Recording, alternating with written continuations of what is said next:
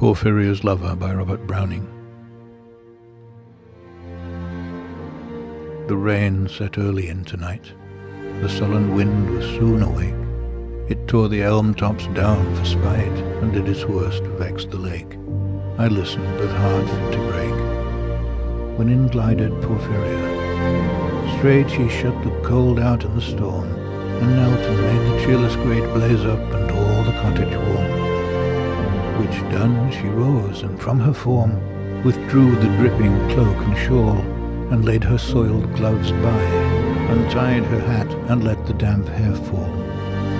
And at last she sat down by my side and called me. When no voice replied, she put my arm about her waist, and made her smooth white shoulder bare, and all her yellow hair displaced, and stooping made my cheek lie there, and spread o'er all her yellow hair.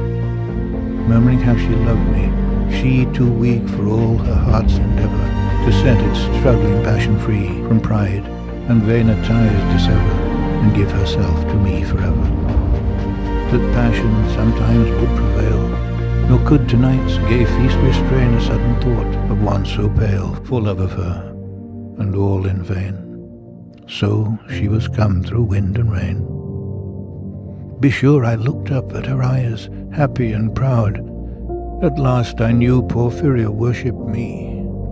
Surprise made my heart swell, and still it grew, while I debated what to do. That moment she was mine, fair, perfectly pure and good. I found a thing to do, and all her hair in one long yellow string I wound, 3 times her little throat around, and strangled her. No pain felt she, I am quite sure she felt no pain. As a shed bud that holds a bee, I wearily oped her lids. Again laughed the blue eyes without a stain. And I untightened next the tress about her neck. Her cheek once more blushed bright beneath my burning kiss. I propped her head up as before, only this time my shoulder bore her head, which droops upon it still.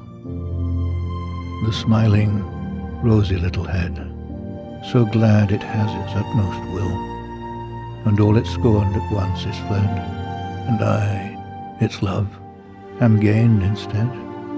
Porphyria's love, she guessed not how her darling one wish would be heard, and thus we sit together now, and all night long we have not stirred.